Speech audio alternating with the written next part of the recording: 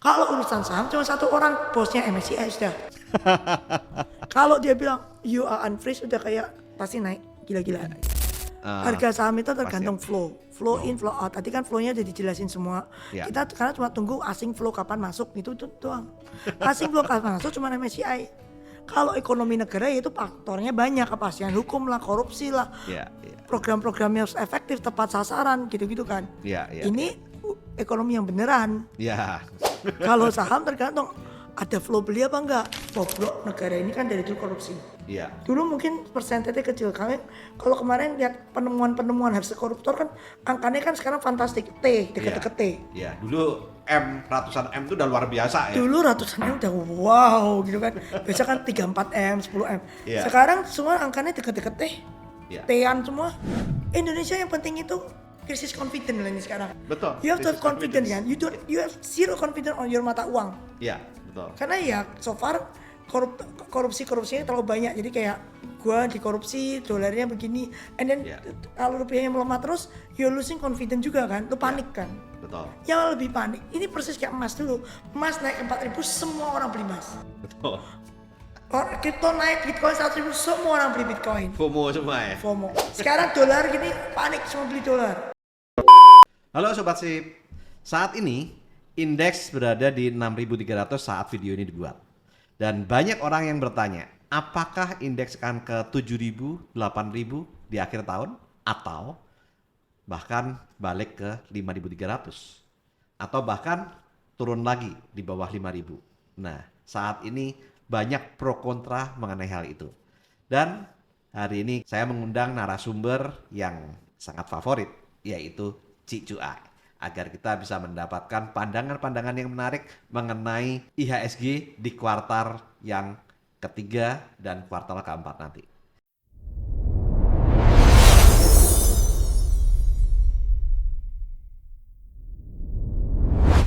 Nah, terima kasih Cik Cuai untuk kedatangannya kembali di channel saya. Ini luar biasa karena banyak banget yang tanya nih, ini bakal kemana nih indeks nih? Aduh, kita sendiri bingung. Terlalu banyak variabel soalnya. Iya. Nah, terakhir ini kan kemarin kita dapat info dari S&P ya. Dia mengatakan bahwa Indonesia tidak di-downgrade baik secara peringkat maupun outlook. Tetapi kemarin baru saja keluar lembaga rating yang lain, Moody's, itu mengeluarkan outlook tetap negatif dengan Indonesia. Menurut si Cuai ini gimana nih kira-kira? Kalau gua sih waktu S&P jujur gue juga kaget, wah dia lebih positif dari kita gitu kan. Kita sendiri waktu itu super pesimis kan sudah, waduh jangan-jangan kena negatif outlook. Ternyata kan dia tone-nya very positif. Makanya kalau lu notice sejak dia keluarkan indeksnya mulai recovery. Betul. Terus ya gue gak tau, Moody's kemarin kayak repeat aja negatif gitu kan. Betul. Dia tapi yang di highlight sama dia kan satu kayak oil price. Kalau oil price-nya naik, soalnya kan waktu S&P ngomong kan oil price lagi turun nih. Betul. Terus si Trump perang lagi. Sekarang gue coba ngecek dulu ya oil price-nya nih. Sekarang kayak 80 lebih deh. Nggak tahu sampai 90 nggak. Pokoknya intinya gini, APBN kita kan oil price 70. Jadi kalau anything above 70 itu kita pasti tekor. Betul. Subsidi ini ditambah. Kalau ditambahkan burden to our APBN. Lembaga rating ini kan mereka rating Indonesia punya utang kan, sovereign debt, surat utang. Jadi mereka paling penting adalah kemampuan Indonesia membayar the debt.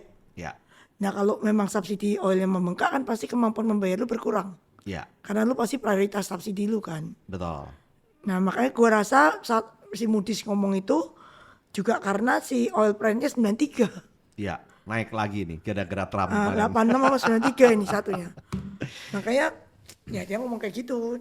Jadi bukan lihat dari fundamentalnya Indonesia, tapi dia melihatnya dari dalam negeri kita itu at least berita-berita yang keluar sekarang MBG kan yang selalu disorot nih sama sejuta umat, itu kan budget udah lebih dikurang-kurangin.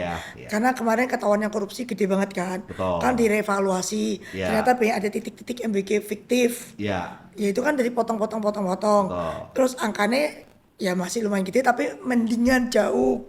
Udah kayak at least 50% off gitu kan. Terakhir saya dengar kemarin 228 triliun. Enggak, 174. Udah 174 sekarang ya. Next year kayaknya cuma segitu deh. Next year 174 triliun ya. 174 kalau nggak salah ya. Udah hampir 50% ya. Ya Jadi makanya 335 udah triliun ya. udah kayak potong-potong ya gue maunya sih dibawa cepet gitu kan. Oh, Jadi iya. tolong yang di kota-kota besar nggak perlu. Iya. Cuman yang perlu yang di ujung dunia aja. Betul. Terus yang cuman fokus on anak SD, SMP, SMA udah nggak usah. Betul. Karena kan udah gede juga kan, otaknya udah terbentuk kan. Terbentuk ya. Jadi fokus SD aja yang memang butuh gizi. Iya. Iya. Pembentukan otak. Kalau gue sih maunya gitu. Terus ini kan orang BGN-nya baru diganti juga. Betul. Ya kita lihat gebrakan orang baru tuh gimana. Saya dengar tadi pada saat saya baca katanya sekarang yang megang dari kepala imunisasi atau apa gitu ya. Nah itu katanya nanti akan mengikuti yang imunisasi itu katanya gitu. Itu menurut Ciu Ai gimana?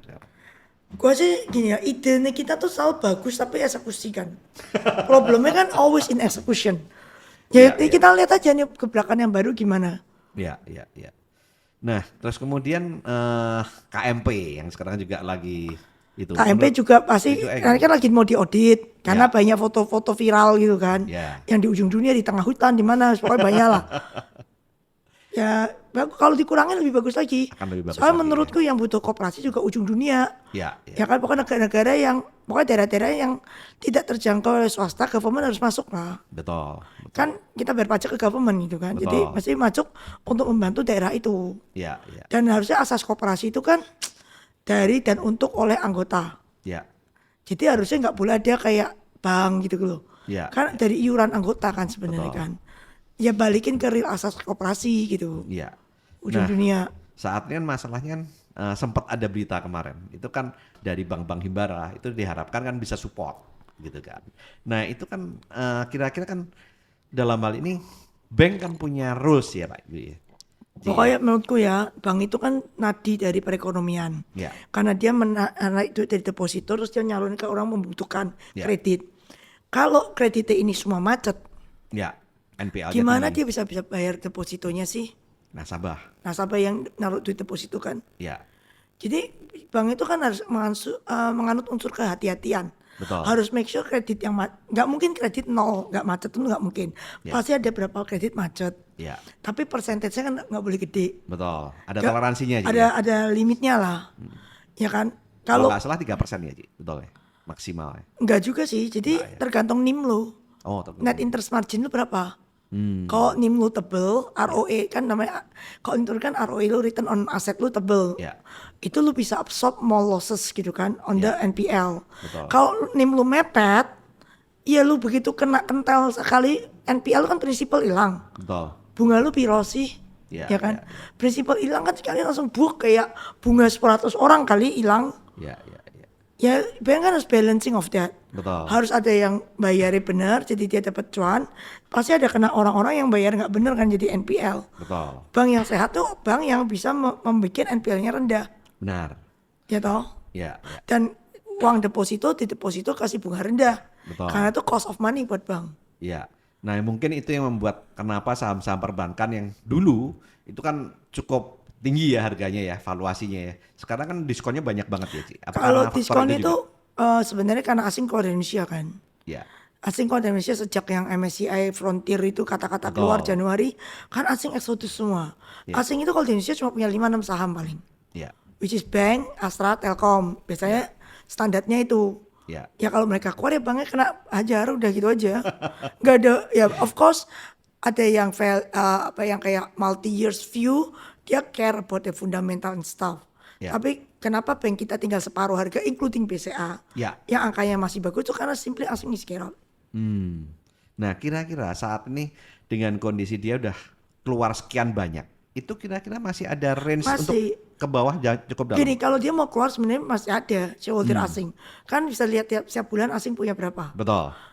Ya selama masih ada asingnya berarti bisa keluar dong. Ya. Ya. Bisa, tapi makanya kita kan yang mau kan MSCI itu jangan masukin kita ke Frontier. Soalnya kalau kita masuk Frontier Harapannya itu gitu. kemarin ada yang keluar hitungan kalau nggak salah ingat, itu another 10 billion US dollar keluar loh. Wih, masih gede ya. Iya, iya. Tapi dari perkiraannya Cicu Ai dengan kondisi yang perbaikan yang dilakukan oleh OJK, BEI dengan adanya Kalau HSE. tanya gue merasa kita tuh udah cukup banget. Tapi again itu kan opini I. Opini MSCI kan nggak tahu. Iya, iya. Gue sih yang data ASC 50 lebih itu gue happy. Karena metodenya jelas, listnya juga gue lihat barangnya ya Chengli lah, itu kena ASC. Oke. Terus juga itu sudah mewakili kayak 28% dari market cap kita yang kena ASC. Betul. Udah hampir sepertiga, masa masih lu nggak puas sih? Iya. Iya kan? Betul. Sepertiga HSC, berarti sepertiga itu udah nggak mungkin masuk MSCI. Iya. Once you go HSC kan nggak masuk MSCI. Betul. Ya kan? Sampai lu keluar dari HSC. Ya. Which is HSC katanya mau direview tiap 3 bulan. Betul. Nah, abis keluar dari HSC yang kita nggak tahu. Setelah keluar HSC, lu take berapa lama sama MSCI masukin lu ke kayak watchlistnya dia. Soalnya dari watchlist masuk itu mungkin berapa bulan lagi. Untuk masuk watchlist take time ini mungkin kayak the whole thing can take a year. Wih. Keluarnya gampang, masuknya lagi susah ya. From the HSC, from the moment you keluar dari HSC, to be able dilirik itu at least a year I think. Wow. Jadi ya anggap aja udah masuk HSC pokoknya at least tahun ya bakal masuk MSCI lah. Kalau nggak keluar ya tambah lama gitu kan. Kalau nongkrong di HSC terus ya lama. Iya. Anggap aja nggak pernah masuk. Nah, sekarang dengan kondisi seperti ini, itu masyarakat kan bingung ya. Ini kan market sudah lumayan rebound ya, dari 5350, ini sudah balik ke 6.000-an, bahkan kemarin 6.300 sudah. Nah ini kira-kira banyak yang tanya nih, kira-kira bakal ke 7.000, 8.000 atau bisa pecah 5.300-nya? Nggak mungkin market begini terus kan, pasti kan begini. Ya, betul. Kalau gue lihat yang penting MSCI ini freeze apa, mau unfreeze. Kalau MSCI lu unfreeze pasti naik, karena asing bisa beli. Karena kita tuh valuasinya nggak mahal sekarang. Lu tinggal separuh. Masa masih mahal? Terus kita kan ada beberapa company itu ada dividennya kan. That should give you a cushion. Dividennya gede lagi. Kebanyakan kayak udah deket double digit semua kan 8, 9, 10. Ya kan? Maksudnya dividennya banyak. That should be a cushion gitu loh. Ya asal kita yang penting kita harus di unfreeze. Yang buat kita bagi dua ya. Kalau untuk menyenangkan yang Moody S&P teman-temannya, lu mesti frugal. Jadi lu mesti make sure 3% defisit lu nggak jebol. Lu spending lu proper, revenue lu yang dari pajak jelas gitu kan. Misalnya penyelundup hilang. Itu yang under invoice kan sekarang udah turun banyak nih katanya. Ya kan, ya udah. Pengen revenue naik. Yang penting supaya lu dianggap bisa bayar utang itu kan lu harus revenue lebih gede daripada pengeluaran. Ya itu urusan S&P and Moody's. Kalau urusan saham cuma satu orang, bosnya MSCI sudah. Kalau dia bilang you are unfreeze udah kayak pasti naik gila-gilaan. Nah saat ini juga banyak pertanyaan nih. Ini indeks dari 5350 ke 6300. Ini real naik atau gara-gara ada info Danantara masuk, kemudian asuransi masuk? Enggak ya? Retail actually masuk. Real. Asing baru 2 hari terakhir kan. Hari ini keluar lagi. Ya asingnya berarti cuma trading, belum comfortable karena MSCI belum upgrade kan. Saham asing gini, asing ada 2, satu yang index base, satu yang enggak. Yang value fund mungkin udah pada beli, karena kan murah kan kemarin. Tapi yang index base kan nunggu MSCI punya signal. Betul. Ya kan kalau nggak dimasukin dia juga nggak bisa beli. Jadi mesti lihat asingnya ada 2, which is kita cuma lihat broker kan nggak ngerti asing yang mana. Ini asing beneran atau bukan gitu ya? Ya pretty much we can know which one is beneran apa enggak, tapi kita nggak tahu mana. Ya. Nah dengan kondisi seperti ini, kira-kira ini kan masih baru bulan Juli ya Ci. Biasanya kan ada fenomena Halloween effect yang biasanya akan di bulan Oktober, September, Oktober biasanya market crash itu. Kira-kira menurut Ci Soe gimana? Gue tuh nggak pernah lihat kalender jujur. Gue nggak pernah peduli bulan ini merah negatif. Cuma yang gue tahu tuh Mei pokoknya soal merah gitu kan. Sell in May ya kan soalnya. Yang lain sih gue nggak gitu ngeliatin kalender. Oh bulan selalu positif gitu-gitu sih jujur nggak. Nggak ya. Ya kecuali yang Mei itu, yang sell in May. Ya? Gue lihat kok kayak bener terus. Karena juga bener. Dari apa namanya, kalau kita lihat dari kalender, itu biasanya sell in May itu biasanya berlanjut ke September, Oktober. Dan biasanya krisis dalam-dalam Ci. Itu biasanya September, Oktober yang paling sering tuh, krisis dalam-dalam. Di Indonesia ya terutama ya. Gue gak pernah liatin gimana sih, kayak tahun lalu kan juga bullishnya kan Juli ke atas. Sampai akhir tahun, sampai Januari kan. Kalau if you review last year. Jadi gue kalau yang kalender gue sih gak pernah liatin. Nggak terlalu ya. Yang gue monitor tuh sekarang cuma gimana perception MSCI terhadap market Indonesia itu toh.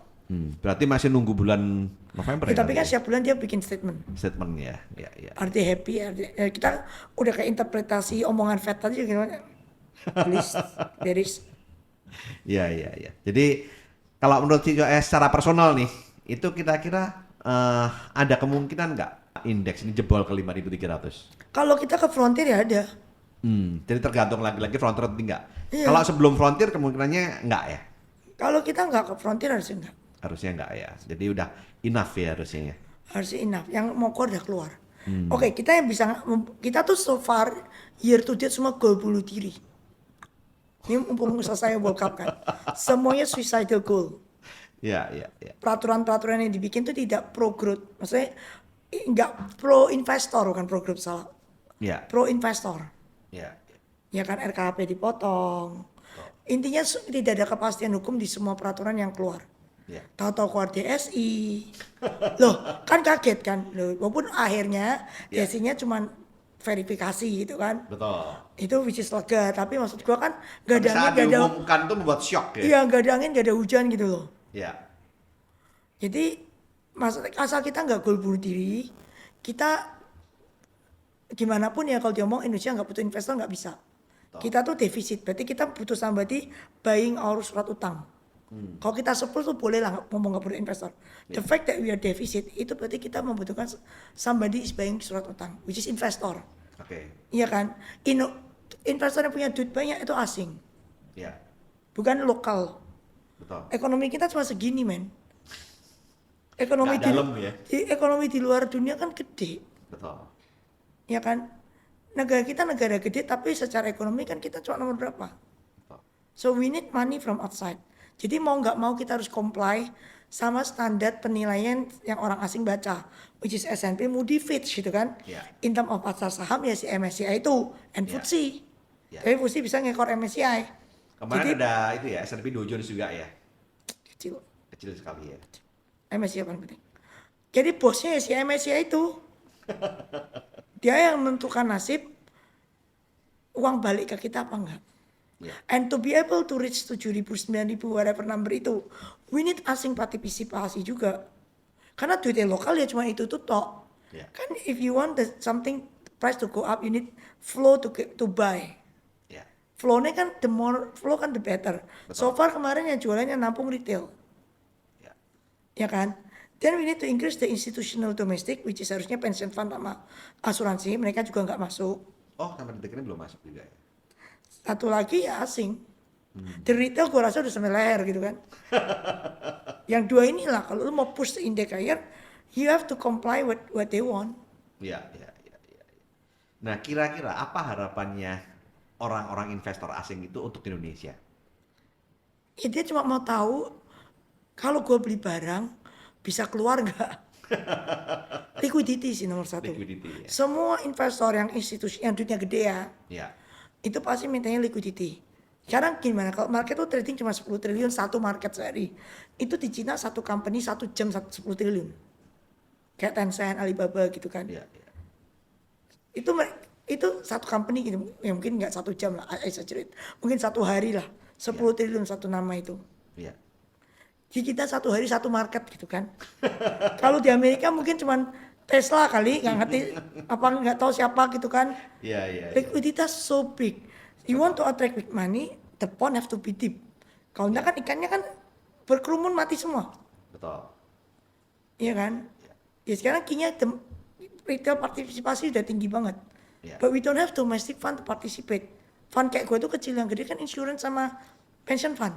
Ya. If they don't participate, kolamnya kurang dalam kan? Ya.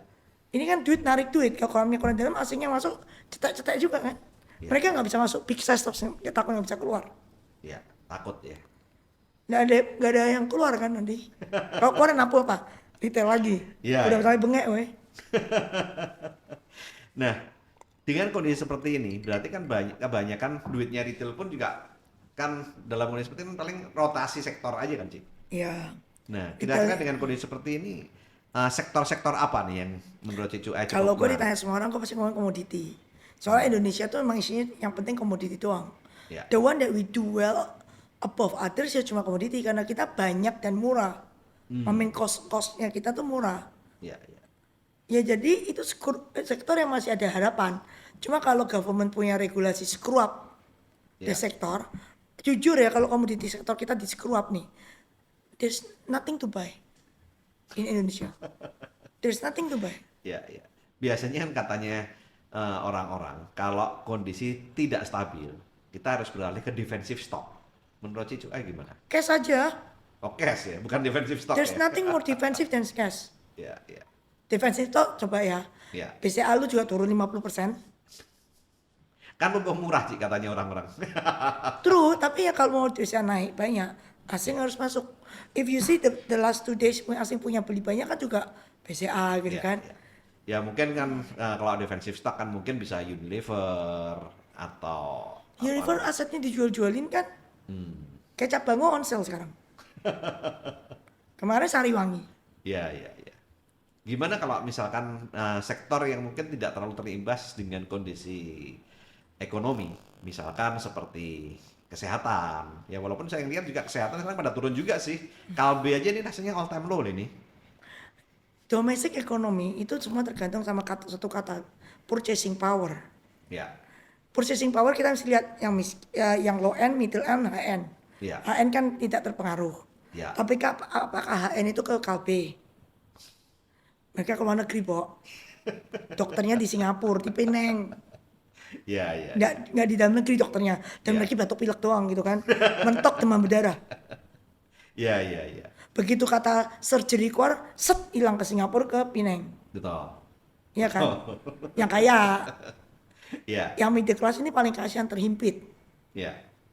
Ya kan gaji naik nggak ada, harga barang semua naik. Even insurance premi pun naik. Ya, ya. Di middle class kan pakai insurance premi juga. Betul. Insurance preminya naik sampai orang mikir manfaatnya dikurangi atau gimana gitu kan. Betul, betul. Sekarang harga insuransi naik banyak nih dibandingkan 5 tahun yang lalu, gila loh naiknya. Almost double. Iya, iya. Terus yang bawah ini kan subsidi. Yeah. They have no choice. Buat mereka KLB juga kemahalan. Jadi KLB punya target market cuman menengah ke atas ini, menengah yang tengah, which is shrinking. Iya, iya. Jadi lu mau beli saham consumer good, lu juga masih pilih-pilih mana yang benefit MBG basically. Yang ada duit di spend kan yang ikut program MBG. Betul. Susu, telur gitu kan. Ya, kemarin kabarnya gara-gara MBG mulai dikurangin harga ayam jadi turun. Beneran. It crash. Iya, iya. Dalam negeri itu di luar government spending itu nggak ada purchasing power.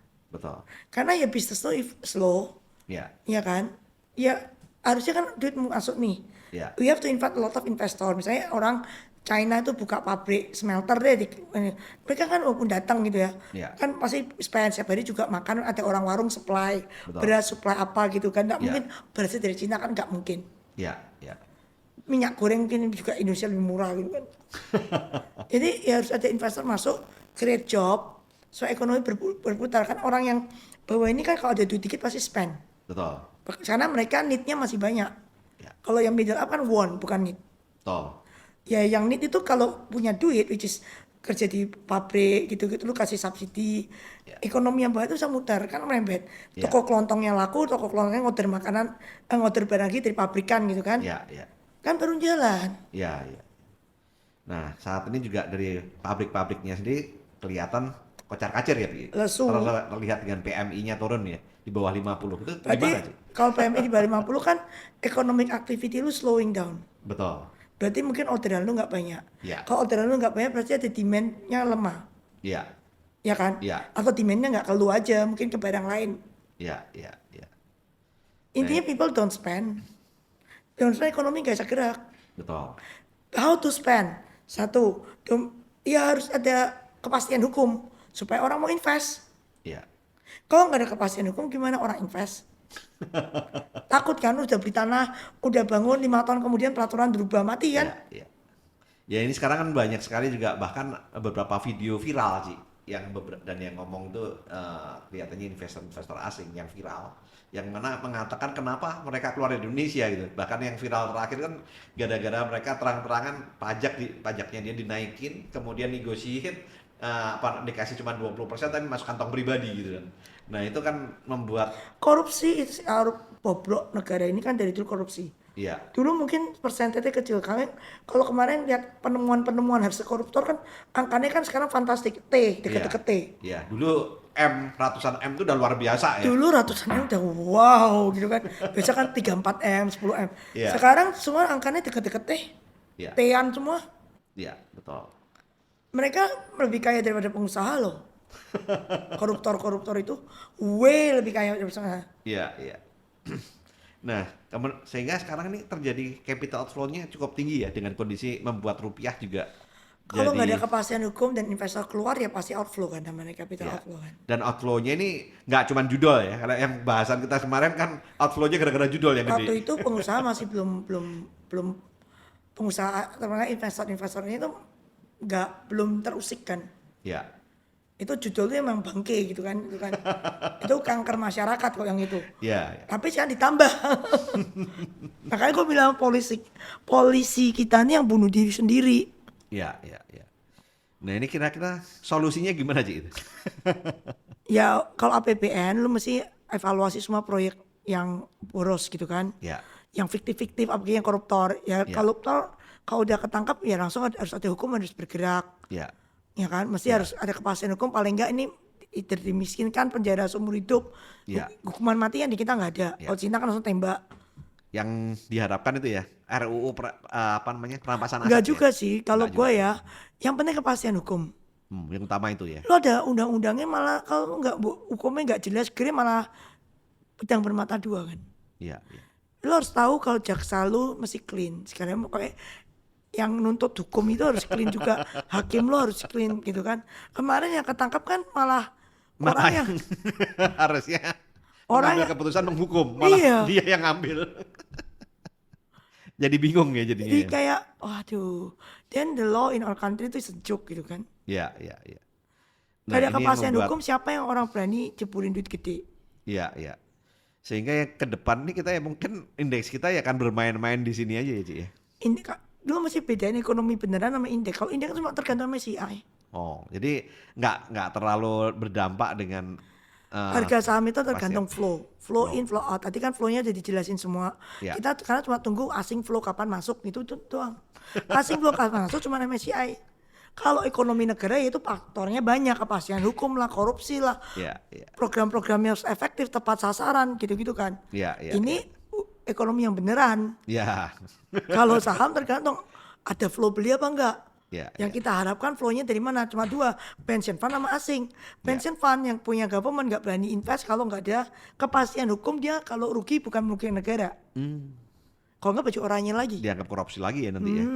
Pension fund pun jadi takut investasi ya. Itu problemnya. Harus ada undang-undang yang bilang kalau lu invest di saham rugi, lu itu tidak merugikan negara. Siapa yang berani gedok itu undang-undang? Iya.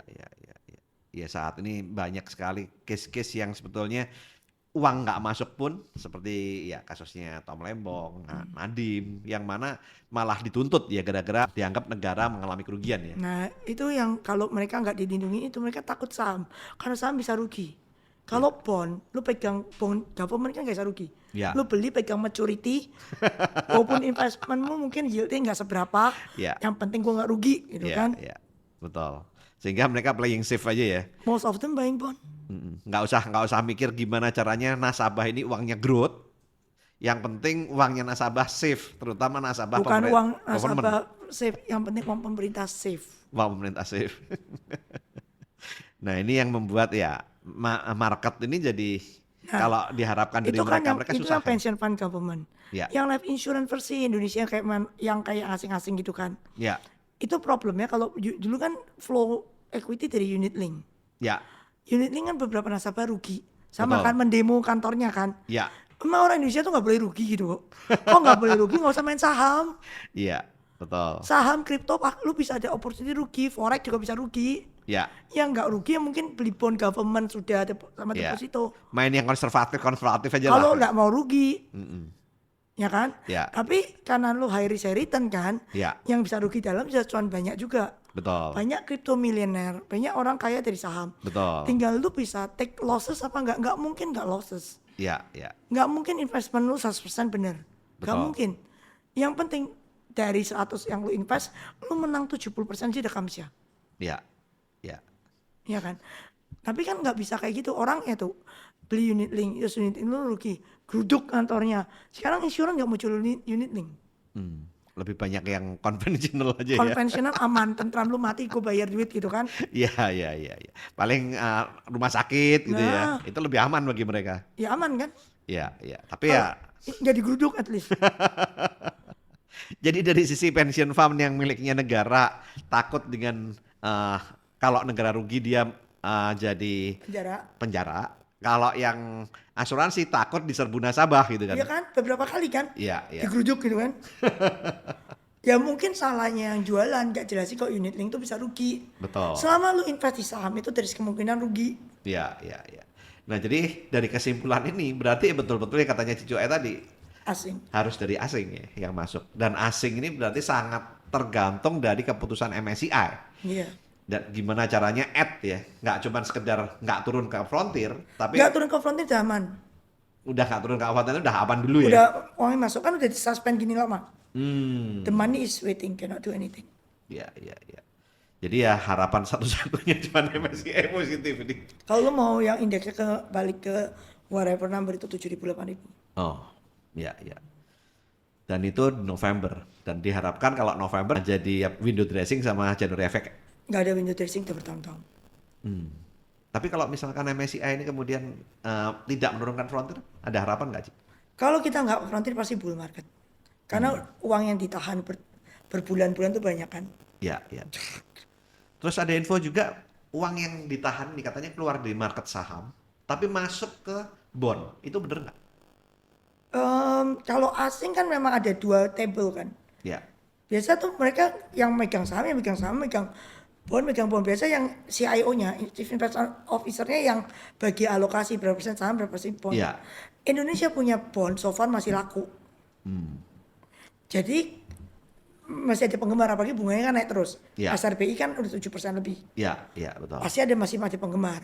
Duit bond lebih gede daripada duit saham by the way. Dari zaman dulu.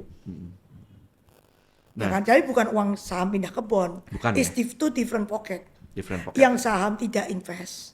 Ya, Karena MSCI freeze kan. ya, Lu berani invest. Lu kan ngikutin indeks. betul. Sana freeze, saya juga freeze. Ya kan? Yang bond kan nothing to do. Sama government bisa bayar. Moody's ratingnya bagus. S&P bagus, semua bagus. Business as usual. Ya, selama bunganya bisa naik, maka akan Cuan. masuk ya. Ya, ya. Ya kan? Nah, ini bagaimana dengan kondisi saat ini kan BI untuk mempertahankan di 18.000 nih kelihatannya kan dia berupaya setengah mati intervensi nih. Kemudian dia akhirnya mungkin udah frustrasi ngintervensi menguras cadangan devisa. Dia kan akhirnya mulai menaikkan suku bunga nih dari 3 bulan yang lalu. Dari Sebenarnya 50 basis wacana naik point. suku bunga nggak cuma dalam negeri. Fed juga kan inflasinya kan naik kan. Ya, Walaupun kemarin agak turun makanya terus bull gitu kan. ya, ya, Karena oil price lagi-lagi. ya, ya, Jadi kalau kita tuh serba salah. Kalau Fed naik bunga kita harus naik. ya. Tapi Ya kan kemarin kita yang 50 basis point kan mendahului semua negara, Pak. Sebenarnya nggak usah lu lihat SRBI. Yang diomongin BI itu udah nggak ngefek. Yang paling penting itu bunga kita sekarang SRBI. Jadi kalau bunga lu masih 6%, SRBI lu yang 1 year gitu cuma bisa 7%. Ya. Who want to? Ya itu bunga yang real lu at this moment. Iya, iya, iya, iya. Jadi nggak cuma ngelihat BI rate aja ya, SRBI BI itu yang sudah masih- nggak ngefek sebenarnya. Oh, Nah, dia sudah lama nggak sejak government ngeluarin SRBI, patuan kita tuh soal SRBI. oh gitu. Because that's dan bunga yang lu terima kan. Ya, Lu ya. kalau BI kan cuma kayak angka. Ya. Bank apa? Emang BI itu 6%, biasanya kasih lu 6%. Nggak juga. Enggak juga. Angka kan. But SRBI is real. You buy SRBI, you got that 7%. Iya, iya, iya. So that's the real bunga. Iya, iya. Tapi saat ini banyak bank yang juga nggak ngikutin ya. Masih beberapa bank yang gede-gede seperti BCA, Mandiri, BRI itu kan nggak naikkan bunga yang cukup signifikan ya. Kalau deposito yang biasa ya, saya lihat. Ngapain? Kan cost of fund naik. Iya, Ya kalau lu gua nggak naikin bunga lu stay, ngapain gua naikin cost gua?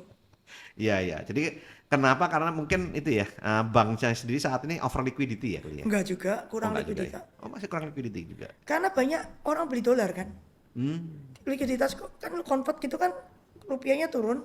iya, Ya kan likuiditas itu turun. iya, iya, iya. Yang beli dolar itu bukan yang beli dolar mak-mak yang ketakutan itulah. Iya, saat ini jadi seperti itu. Setiap kali dolar di bawah 18.000 gue dapat WA dari teman gue. Saat yang tepat membeli nggak? Gue bilang lo ada kebutuhan nggak? Enggak sih, nabung aja. Tuh, Iya, Indonesia yang penting itu sebenarnya kayak krisis confidence lah ini sekarang. betul. You have to have Krisis confidence confidence. kan. You have zero confidence on your mata uang. Iya, betul. Karena ya so far korupsinya terlalu banyak. Jadi kayak ini gua dikorupsi, dolarnya begini, and then Iya. kalau rupiahnya melemah terus, you're losing confidence juga kan, lu panik Iya. kan. Betul, Yang lebih panik, ini persis kayak emas dulu. Emas naik 4.000, semua orang beli emas. betul. Orang kripto naik, Bitcoin 100.000, semua orang beli Bitcoin. FOMO semua ya? FOMO. Sekarang dolar gini panik, semua beli dolar. Iya, iya, iya. Nah, apalagi sekarang banyak rumor-rumor yang dihembuskan bakal ke 22.000, bakal 25.000 gitu. Kalau pandangannya Cua sendiri kira-kira kemungkinan itu besar atau kecil? Kalau MSCI lu frontier ya bisa lah. Oh. Outflow. Kalau di luar MSCI? Defisit itu, kalau lu turun dari investment grade bisa. Jadi Ada lagi-lagi dua kan, satu bond MSCI sama Credit rating. rating. Iya. Nah, You losing your investment grade status. Itu banyak fund nggak bisa beli bond lu. Karena some fund yang gede-gede, Betul. kayak Japanese government gitu-gitu cuma boleh beli investment grade bond. ya, It's mean you have to pay more interest to get people to buy you. bond ya. Ya. Ya, ya. Itu berarti ada begitu lu di announce nggak investment grade, yang punya barang lu itu mesti ngedam ke market persis kayak MSCI. Ya. Itu rupiah mau berapa? Itu Bond itu bisa- 10 bisa- kali, kita satu hari cuma 10 T kan. Itu Ya. udah kamsiam bambahan flow. Bond itu T-nya lebih banyak daripada 10 T. Ya, ya, ya. Itu kalau outflow itu air banyak lebih serem. Itu bisa jadi default loh. Itu makanya paling penting itu buat suatu negara, defisit itu mesti under control. 3% itu sampai lu mati nggak boleh di break. Ya, ya. Forget it. Yang Karena ngeri itu kemarin. itu semua kredit rating cuma lihat angka itu. Oh. Itu angka pernah dilihat. Habis itu baru lihat revenue pajak lu berapa persen ya dari revenue lu. Ya. Terus lu dari uang yang masuk berapa persen lu pakai bunga. Otomatis kalau bunga lu ketinggian, kan duitnya nggak bisa buat bangun. Isinya cuma bayar bunga tok. Ya, Lu berarti kerja untuk orang itu dong. ya, ya. Ya kan gak bisa spend. Ya makanya bunga itu bisa mengecil kenapa? Kalau rating lu naik. Betul. Dianggap safer. Betul. Kalau lu save, orang bunga lu diturunin. Ya, karena kan apa namanya sudah banyak orang yang mau menyimpan, ngapain akuisisi bunga tinggi kan. Tapi di saat saya nggak punya orang yang mau ngutangin saya, ya kalau saya mau ngutang ya Bayar mahal. bayar mahal. Kan kondisinya sebetulnya persis dengan yang perorangan aja kan sebetulnya. Sama-sama ini hukum ekonomi. Dan Ya, you cannot control the whole world. Karena Indonesia di negara luar kecil. ya, Our economy is not that big. Iya. GDP kita nggak sampai 5.000. iya, betul. It means we need other people money yang lebih kaya dari kita. Ya, ya. Dan dengan kondisi seperti ini kemungkinan GDP juga kalau daya beli turun terus ya akan turun juga kan. Dolar geser aja di dulu udah turun. Kan hitungnya di dolar. Iya, betul. Nah, Jadi ini- ya kita pokoknya satu harus kerjasama. The government have to make sure gak break 3%. Kebijaksanaan jangan aneh-aneh. Pokoknya jangan ngusir investor. Yang penting karpet merah ya, buat investor. ya, Jangan lu menendang gitu kan. Mereka mau apa tolong dikasih. Soalnya mereka buka lapangan kerja. betul. Kan kita butuh lapangan kerja itu gitu loh. Iya. Supaya yang middle class, middle low itu rodanya berputar. Ya, ya. Tapi masalahnya Terus kemarin, investor kita yang dalam negeri jangan ditakut-takutin sampai mereka ikutan keluar, bener nggak? iya, iya, betul, Karena orang yang mau membangun negara itu adalah warga negara kita sendiri. betul, Waktu huru hara sampai titik ini, yang tetap ekspansi investasi Indonesia pertama kali warga negara Indonesia. betul. Karena asingnya udah cabut duluan ya. Asing mah paling kabur cepet banget. Iya. Kemarin saya Terus ya kalau gue lihat historical ya, bule sama investor China so far nih ya in my lifetime, ya, yang beneran taruh duit investasi cuma Cina loh. ya. Tapi kemarin Yang Cina asing mana? Kagak gara-gara ada yang taruh. itu katanya di Morowali itu katanya. Ya makanya. Ada yang sampai ambil semuanya dipindah Pak di kapal sampai apa namanya mobil-mobil semua dimasukin ke kapal katanya gitu. Loh, kalau China itu orang dagang. Kalau iklim perdagangan tidak kondusif, Ya, ya, karena tidak kepastian hukum itu, ya, ya kan? ya, Pajak yang berubah, diporotin, ya, RKAP yang berubah, ya, ya wong gua orang lain mau terima duit gua kok. Ya. Afrika menganga gitu kan mau terima duit. Ya. Banyak orang miskin di Afrika juga. Dia punya banyak pilihan ya. They have options, we don't. Ya, ya, Kita nggak ada options. ya, Kita keliling-keliling dunia coba. Kita tekan-tekan sama Amerika gitu. Amerika invest nggak? Kagak. ya. Bule itu so far nggak ada yang invest. Mayoritas bule kalau masuk cuma dari pasar saham ya. Bukan. Enggak juga, cuma Enggak juga, ya. financially mereka masuk dan keluar. Dia trader. Trader ya. Physically gue cuma tahu Freeport itu zaman dulu banget. Ya, Unilever tuh sudah 100 tahun di Indonesia. Jadi udah kuno. Yang baru-baru mana? You tell me. Bank-bank aja pada keluar. ya. HSBC keluar, mana keluar, semua keluar gitu kan. Pokoknya Yang masuk Korea ya sekarang ya. Korea masuk and yes and no. Ya. Halfway lah. Pokoknya Asia lebih friendly daripada bule gitu. Daripada bule, But yang bangun pabrik so far ya. Dulu Korea bangun kan. LG bangun, Samsung Betul, bangun. betul. Semua bangun kan. Betul. Terus kan the Chinese masuk, jadi Jepang juga bangun. Ya. So I see historically itu yang bule ini nggak pernah invest nih, bangke gitu kan. Arab-Araban juga kagak nginvest. Ya, Timur Tengah ya. mana? Ya, ya, Kagak ada loh. Yang invest ujung-ujungnya Asian. ya. Mau Jepang, Korea, Cina. ya kan. Paling banyak. Yang terakhir paling banyak China, karena Ya. duitnya Cina paling banyak. Ya. Simple as that. Tapi they don't mind to invest negara kita gitu. They okay with that. Ya, ya. Dan sebetulnya kalau mau bertumbuh kita butuh foreign direct investment ya. Kita perlu investment supaya uang yang masuk itu yang berputar negara kita gede, baru ekonominya ada growth. Ya, Kayak bencana kan. You need water from everywhere, right? betul. If there is water from foreigner, why not? Ya, Tambah tebel kan, maksudnya Yeah. uang beredar, ekonomi gede. ya. Jadi kita harapkan pemerintah dalam hal ini membuat kepastian hukum, membuat kebijakan-kebijakan yang pro pasar. Bahkan dulu setahu saya kalau pemerintah itu mau apa namanya, mau Dulu FGD ekspansi kan dia juga itu kan ngurangin tax segala macam. Ya dulu banyak tax holiday. Tax holiday. Makanya they listen to us gitu kan dulu Ya, kan. ya. To investor ya, not us. Investor, gue nggak buka Betul. pabrik sih. But they listen to investors, that's why all the Chinese came, right? Ya, ya. Harapan In a kita big way, BYD is coming. ya, You know, all the Morowali people is coming. ya, And then not to mention that banyak pabrik kecil juga datang. Yeah. And they open up job loh. ya, betul. Mungkin ada yang bete, wah Chinese masuk gue nggak bisa compete. That's your fault, kenapa nggak bisa compete? Ya, Oh orang yang kerja sama, ya, ya, pegawainya sama kok. ya, ya. Mungkin mandornya beda tapi pegawai sama. Ya, ya. Jadi kita harapkan ya kepastian hukum itu yang pertama. Kemudian kalau bisa ada tax holiday yang memudahkan, yang membuat orang tertarik gitu It ya. doesn't have to be tax holiday, you just have kepastian hukum. And then you make it mudah, misalnya izin mudah, murah. You don't always have to give tax, they don't mind paying tax. Yang penting kalau kos-kos yang kayak siluman yang biaya-biaya perizinan lo jadi kayak lebih murah. Ya, ya, Ya kan, terus nggak diganggu-ganggu ormas-ormas gitu misalnya. ya, ya, Ya kan, pungutan-pungutan nggak jelas. ya, pungli ya. Ya itu kan nggak usah tax holiday, itu costnya juga gede kan. If Ya. that can go to zero, malah government dapat pajak toh. Ya, ya, ya. Ya, soalnya kondisinya saat ini kan ya ormas lah, pungli lah, segala macam Ya, yang the membuat fact mereka that takut they juga ya. running away, berarti menurut mereka udah bocuan negara ini. Ya, ya, ya. Which is gue sad, karena gue maunya negara ini sukses. Because Ya, I like harapan this kita country. seperti itu kan, Bu. Yeah, we are Indonesian. Ya, Gue nggak pernah kepikiran mau tinggal di luar sih. Gak suka juga sih. nah, sehingga ya dalam hal ini ya kita harapkan pemerintah bisa melakukan hal-hal itu ya agar bisa terjadi foreign masuk ke Indonesia. Kemudian kalau dari sisi saham kita mengharapkan MSCI nih jangan ke frontier. Fitch, Moody's dan apa namanya S&P ini juga jangan sampai downgrade ya. Jangan keluar dari investment grade. Nah, tapi dengan kondisi ini Fitch dan Moody's yang outlook negatif dengan S&P yang stable, kira-kira menurut Cicua itu Kalau sebetulnya lebih Amerika itu mana? lebih powerful S&P. Lebih powerful S&P ya. Dan mereka menurut Cicua pada saat membuat putusan tuh netral nggak? Karena saat ini banyak mencurigai, wah S&P ini nggak netral gitu. Gue doesn't matter sih netral nggak netral, yang penting on our favor gitu kan. Oh.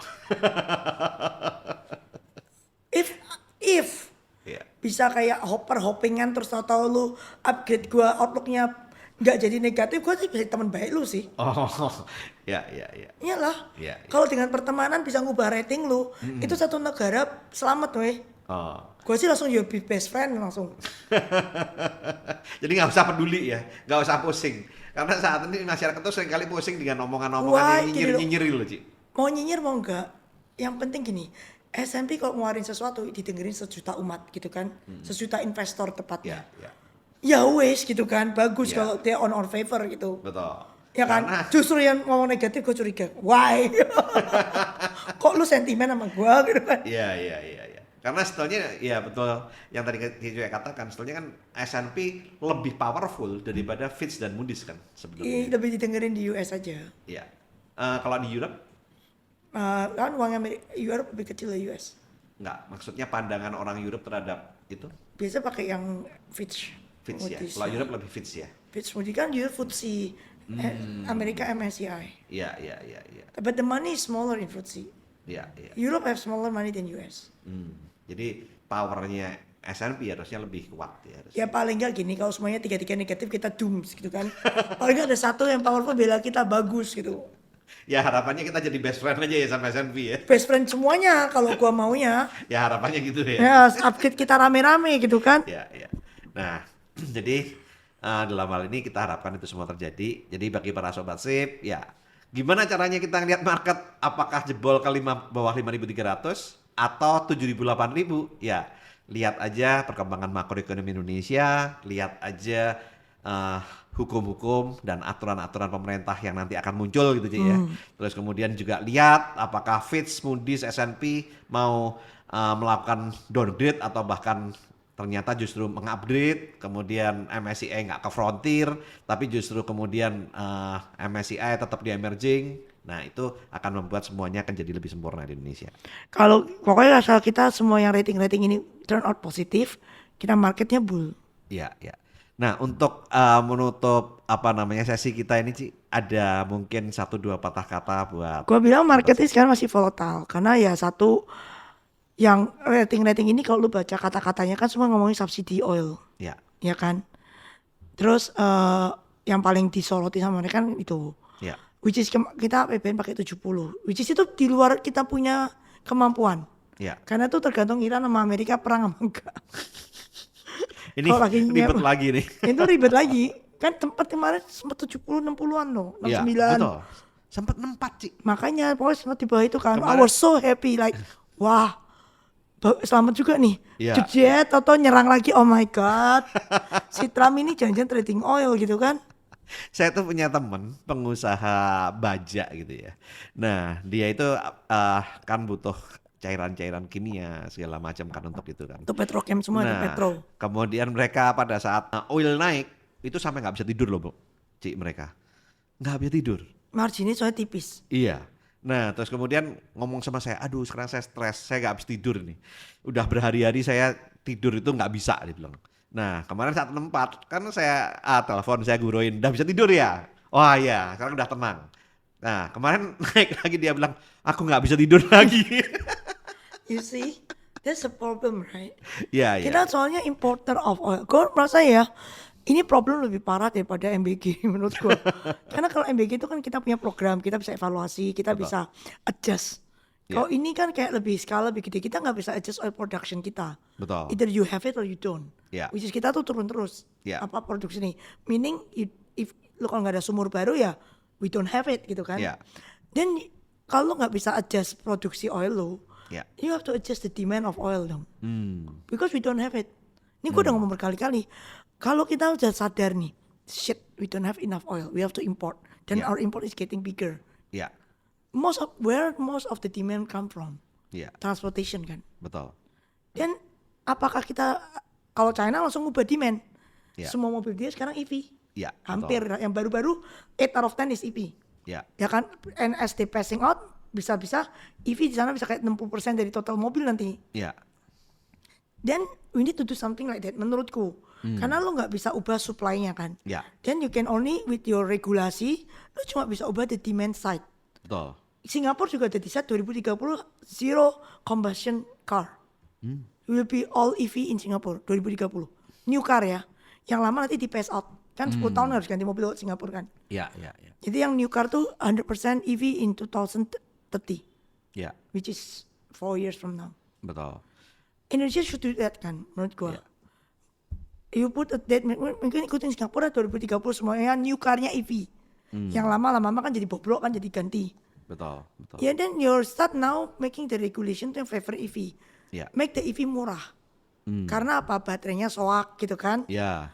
Jadi harganya murah sehingga orang anggap mobil itu bukan aset tapi kayak ongkos pakai lah, ongkos transport A to B gitu aja. Ya. If your regulations are consistent, sepeda motor EV pakai baterai swap. Ya. Ya kan kalau lu takut baterainya swap, fine. Baterainya tuh yang di swap lu cuma beli body. Ya. Ya kan? Ya. Jadi baterainya you never buy the battery. You Betul. rent the battery. Ya.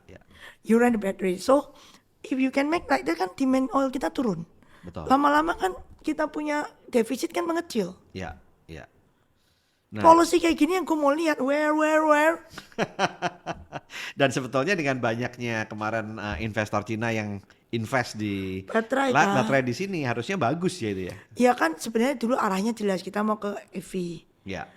Tapi kan EV is mostly Chinese, right? Yeah. The Japanese don't have the EV. Betul. Toyota udah bertahun-tahun di sini. Yeah. All the Japanese car. Yeah. Ya mungkin mereka ngelobi juga, kita kan nggak tahu. Not go to EV misalnya. Iya. Or hybrid. Yeah. I know Toyota big on hybrid. Ya, dia berusaha untuk ke hybrid terus sih. Hybrid. Ya. Hybrid is still better than 100% combustion sih menurut gua. Ya. Kalau bisa ke hybrid ya paling nggak bensin 50% off gitu kan. Ya. Terus sekarang ada B50 ya. Itu B50 kan cuma solar. ya Pertalite gitu kan nggak ada. nggak ada. Ya, lebih ke arah solar sih. Tapi kan solar juga konsumsinya kan cukup Sepeda gede motor pakai apa? ya. Sepeda motor belum ada sepeda motor diesel soalnya. Harusnya kan masuk electric bike. Ya. Lebih memudahkan untuk ganti ke elektrik dari elektrik ke jadi itu ya listrik ya jadinya ya. Itu jauh lebih mudah kalau. Maksudku it will take a while karena nggak semua kota ada colokan. Ya nggak apa-apa. Iya. Kalau 50% ekonomi Indonesia kan di Pulau Jawa. Let's fokus di Pulau Jawa dulu. Ya. Ya kan? Jawa 100% EV. By 2030 new car. Ya. Sebetulnya Jakarta sudah memulai itu dengan itu ya apa namanya ngasih kebijakan-kebijakan yang mana kalau EV itu bisa Ganjil genap. Nah itu kan sebetulnya udah Semua sebuah orang punya kebijakan EV, even our office ada colokan. Ya. Everybody have one EV car. Paling nggak untuk ngantar anak sekolah keliling-keliling Nggak itu kaki soalnya. nggak kaki ganjil genap. Lo nggak usah pulang rumah ganti mobil gitu kan. Terus kemudian pajaknya juga lebih murah gitu kan ya. Ya, one car yang untuk kayak transportation. Kalau in my friend case, semua orang waktu itu beli Densa buat keliling-keliling yang antar anak sekolah gitu kan. Ya. Ya, atau ya mereka kebetulan butuhnya mobil agak gede. Ya. Jadi si Peng atau Densa kan pilihannya kan. Ya, betul. Ya kan. So ya maksudku at least some people sekarang punya one EV car per family udah not bad. But harusnya digalakin kan ada rule. Ya. Then you have to address the sepeda motor. Misalnya no more sepeda motor, semuanya e-bike. Ya. Saat ini kalau sepeda motor masih belum itu ya, belum tren ya untuk EV. Soalnya orang-orang yang beli sepeda motor menganggap sepeda motor itu aset. Nyicil di 2-3 tahun, bunga setinggi langit. Ya kan kalau EV kan mereka nggak jelas harga jualnya. Kalau Honda gitu mereka tahu harga jualnya piro. Mereka masih memikirkan bahwa supaya nggak turun banyak-banyak ya gitu ya. Nah sementara kalau EV biasanya turunnya lumayan tajam ya. Demikian juga sebetulnya mobil listrik. Banyak orang yang sekarang masih belum mau pindah ke EV gara-gara harganya kan langsung turun gitu. Tapi if you think about it, you don't pay a gasoline, your tax is cheaper. Lu nggak pusing ganjil genap. Ya kan? And you don't have to pay expensive EV kan, ada 200-300 juta kan. Iya. That's your depreciasi kan sebenarnya. Iya. Lu mau beli EV 500 juta, mau beli 200 juta sama. Poin A ke poin B. Iya. Iya Hanya kan? yang pertama apa namanya? Keren. Ya. Yang 200 juta mungkin nggak keren gitu kan. Betul. But if you know the battery is the same thing, it's gonna lose value anyway. Just buy the cheap one. Iya. Anakku udah pakai BYD. Karena CUI sekarang udah balik Indonesia. Udah. Oh. Udah gue suruh BYD sekarang. Udah nomor Lexus, nomor expensive car. China. Bensin murah, pajak murah. Iya. Oke. Nah, oke. Ada statement terakhir buat sobat sip di sini, Ci. Yang tadi lah, volatility masih ada, jadi harus keep cash. Harus Keep ada cash, cash cadangan. Berapa persen sarannya Ci Cuai Oke, sekarang? kemarin kita ada habis belanja-belanja, jadi kita mungkin sekarang sisa 45 atau 40 kali ya cashnya ya. Cashnya 45-40. Jadi bagi para sobat sip, 45-40 untuk jaga-jaga, 55 bisa masuk ke porto ya. Ya, kalau kita memang hidup kan di saham ya. Ya. Ada nanya, Ci kenapa nggak punya deposito cuma suami Cici? Kan saya high volatility, suami harus safe dong. Balance dong. Ya, High beta, ya. low Betul. beta. Kalau semuanya orang all in, matilah. Iya, betul. And my husband memang nggak suka obligasi. Iya, lebih suka properti.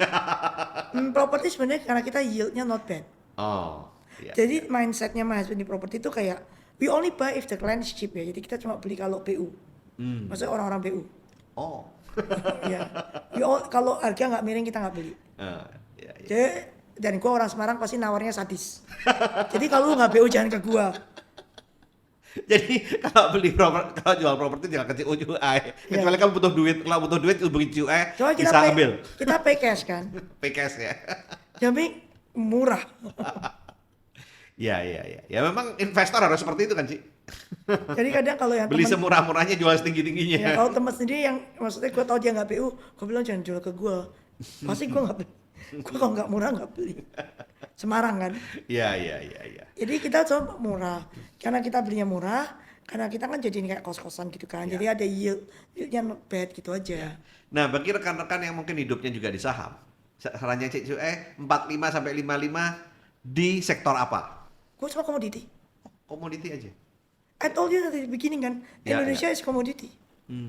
Iya. Komoditi tepatnya lebih ke arah apa? Batu Semua. bara kah? Semua. Diversify di situ ya, Ci? Diversify di macam komoditinya aja. Iya. Nah, jadi itu menjawab semua pertanyaan. Oke, thank you Cik Cuai untuk waktunya. Dan bagi para sobat sip, saya harap pertanyaan-pertanyaan Anda terjawab di podcast ini.